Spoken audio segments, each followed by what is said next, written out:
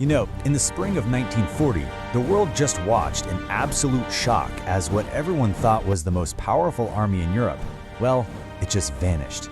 The fall of France is one of those events in military history that people still argue about, and for good reason. It's just so stunning. But here's the thing, the real story isn't what you think.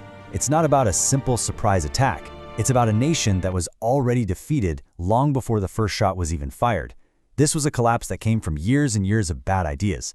So let's dig into how this could have possibly happened. 6 weeks. That's it. That's all the time it took for Nazi Germany to just roll over France, the Netherlands, Belgium, and Luxembourg. Think about that for a second. This was a country that fought and bled for 4 long years to win World War I, and now it was brought to its knees in less than 2 months. It's just staggering. And that is really the heart of the mystery, isn't it? Because on paper, the French army was supposed to be this incredible force.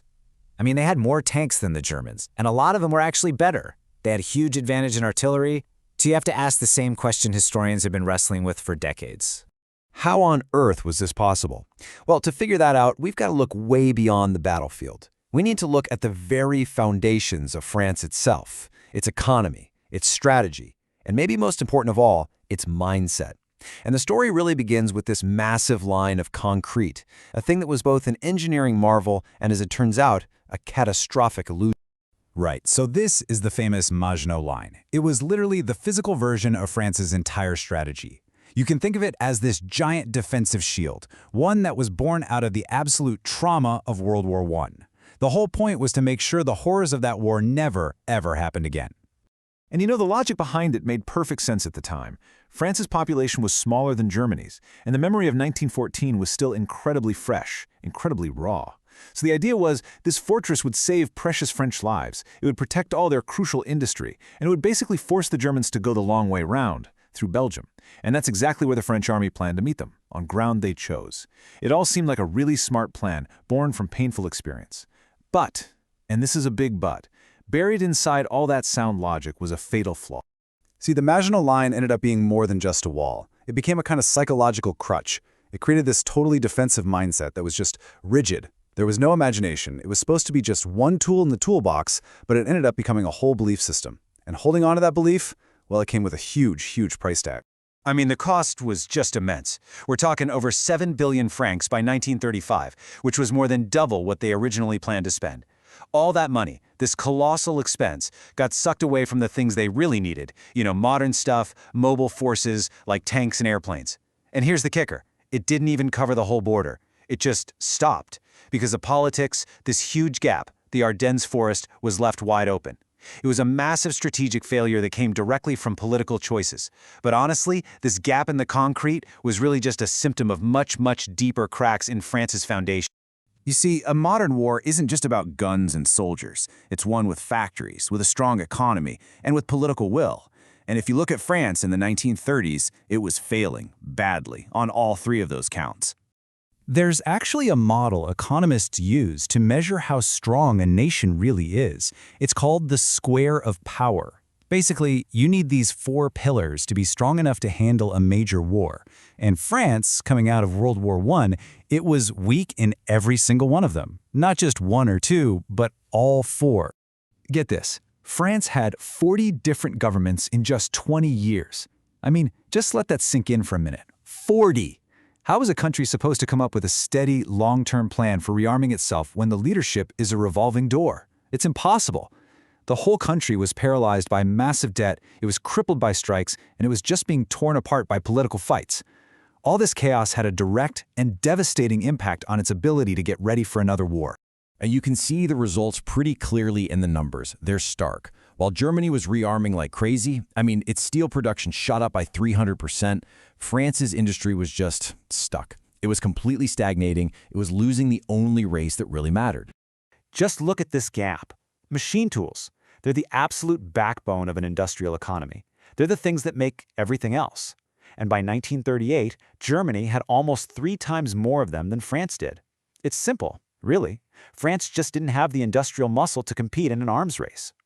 But even this wasn't the biggest failure. The most critical failure wasn't in the factories or in the concrete fortresses.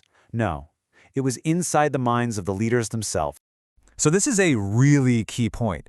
The The French didn't lose because they were surprised. They lost because they had all the right information, all the intelligence they needed, and they flat out refused to believe it. And this gets us into a really important psychological trap called cognitive dissonance. What happened was the French High Command had built this perfect little picture in their heads of how the war was going to go. And any piece of information, any piece of intelligence that didn't fit that picture, they just threw it out. They decided it was just noise or a German trick or that it was simply impossible. This quote right here from Marshal Pétain, a major hero from the First War, it basically became gospel. The entire French military leadership convinced themselves that the Ardennes, with all its hills and thick forests, was totally impassable for a modern tank army. This one belief, it was the cornerstone of their whole plan. And, well, it was also completely, disastrously wrong. And the warnings just kept coming, but tragically, they kept reading them wrong. So, in January, a German plane crashes in Belgium, and guess what it has on board? Plans for an attack through the north. To the French, this was proof. It confirmed everything they already believed. The problem was, it was an old plan the Germans had already scrapped in favor of the Ardennes attack. Then, they get reports from Swiss intelligence about specialized bridging equipment, the exact kind you'd need for the Meuse River in the south but useless up north, piling up right across from the Ardennes. And finally, their own pilots saw it with their own eyes. The trees are moving, one of them said. And this, right here, is the absolute core of the failure. On one hand, they knew German forces were packed into the Ardennes. But on the other hand, they believed it just had to be a trick, a feint to draw their troops away. And why did they believe that? Because their own rulebook, their own doctrine, said a main attack through there was impossible. They just couldn't wrap their heads around the idea that an enemy would be reckless enough to even try it. And that thinking led to one of the biggest missed opportunities in the history of warfare. I mean, it's almost unbelievable. For 2 full days, pretty much all of Germany's armored divisions, the very spearhead of their entire invasion, was stuck, literally stuck, in a bumper-to-bumper traffic jam on a few tiny forest roads. We're talking a 250-kilometer-long traffic jam, probably the biggest one in history up to that point. The entire German invasion force was a sitting duck. They were completely vulnerable. The French could have just shattered the whole thing from the air before it even got to the front lines. And their own reconnaissance pilots saw it. They saw this incredible weakness, and they reported it up the chain of command. So the million-dollar question is, why didn't France attack? And the answer is as simple as it is tragic. The French High Command just couldn't process what their own eyes, their own pilots were telling them. They couldn't accept that this incredibly vulnerable, frankly stupid-looking traffic jam could possibly be the main German attack. Their own assumptions had made them completely blind. So when you put it all together, you see the fall of France wasn't really a single event at all. It was a total collapse. It was a perfect storm of failures, all connected, that had been brewing for 2 decades. It was basically a chain reaction of defeat. You start with the weak economy. That leads you to create a defensive, play-it-safe strategy, and the Maginot Line is the perfect symbol of that. But then that strategy hardens into this rigid, inflexible mindset. And in the end, that mindset is what blinded the leadership to what was really happening, even when the truth was staring them right in the face. In the end, France's greatest fortress, that massive Maginot Line, it didn't save them. But the real fortress that crumbled, the one that really mattered, was the fortress they'd built in their own minds. And it just goes to show you, in war, and maybe in life too, the things you refuse to believe can be way more dangerous than the things you simply don't know.